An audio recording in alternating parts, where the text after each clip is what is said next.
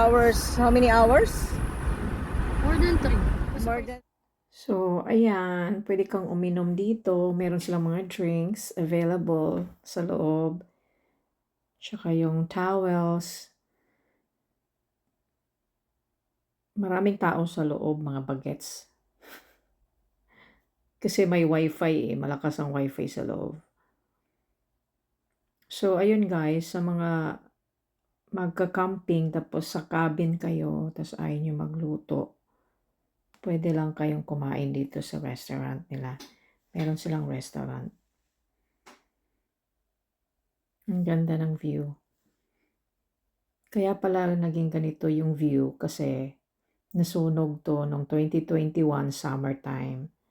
Yung part ng village niya to nasunog.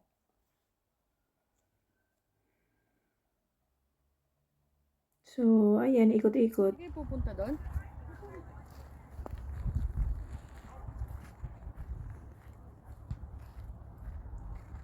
Ilamin ko muna.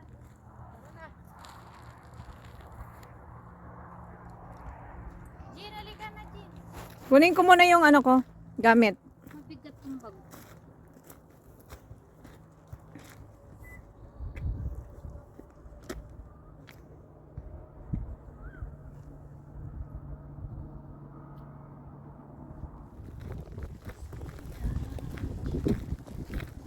Shout out Manang Uping.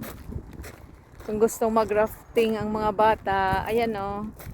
Nindot din rin ang daghang kayog cabins ng nya na ay tipi or pwede ring mag-tent. Magdala ng tent. Pero may bayad din.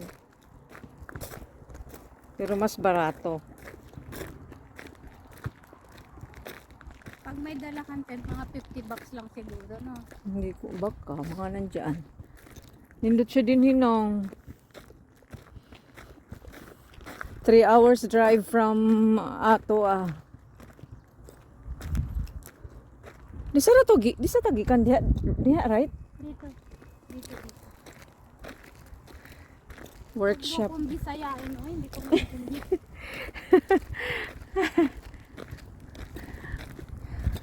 Ito lang talaga yung sports ba? Kasama ba sa sports ang ano, rafting? Oh, water sport. Water sports? Tingnan natin Water yung sport? bukas, yung rafting na yun. Ewan ko, hindi ko talaga kasi siya, hindi kasi ako marunong lumangoy, natatakot ako pag nahulog ba. Baka kung, ano? Ah, ito yung swimming pool. Asan? Ito. Oh, okay.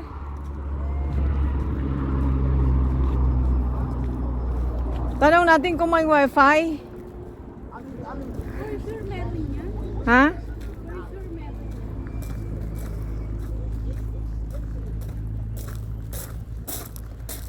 Tanong mo, Jo, ha?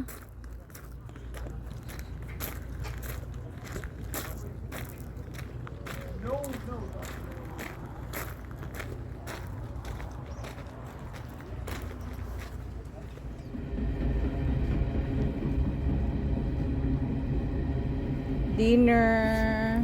Oh, Jean, oh. Tapos, Kunin mo na yan. work. Ito, ano yun? Sa akin. Ayan, pwede rin mag-volleyball. Volleyball ba yun? Mag-basketball. Meron din silang court. Tsaka kung gusto niyo mag-bonfire, pwede.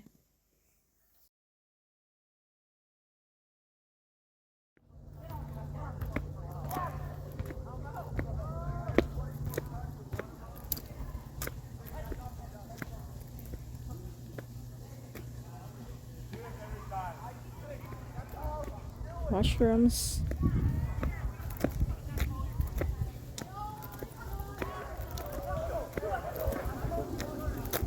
Yan na yung nawawalang tsinelas. Yan ang restaurant.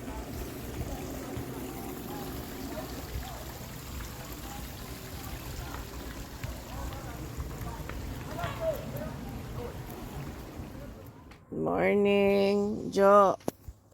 Jo. Good morning. Nahiya naman ako. Talo naman akong bruha. Oh, sunrise.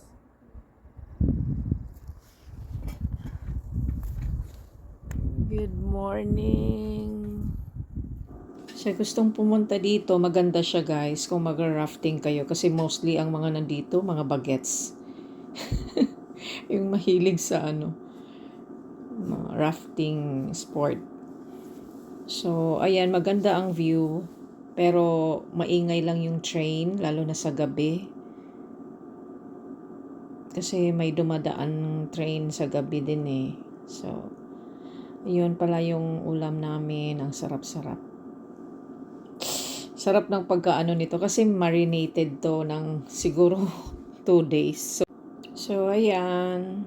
Pasyal-pasyal muna. Tsaka naligo muna kami bago gumayak pauwi. Yun ang maganda dito guys kasi kompleto naman siya. Yun lang. Parang kung hindi ka naman mag-rafting or magaganon. Walang masyadong pwede mong magawa. What? Pero maganda siya. Dito lang to sa Kumshin Rafting Resort. Punta na kayo.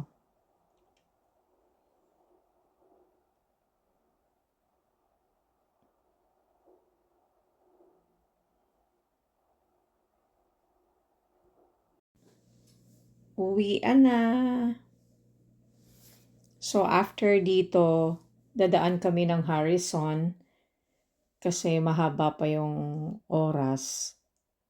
Malapit lang naman kasi din siya sa Harrison. So magstay muna kami dan.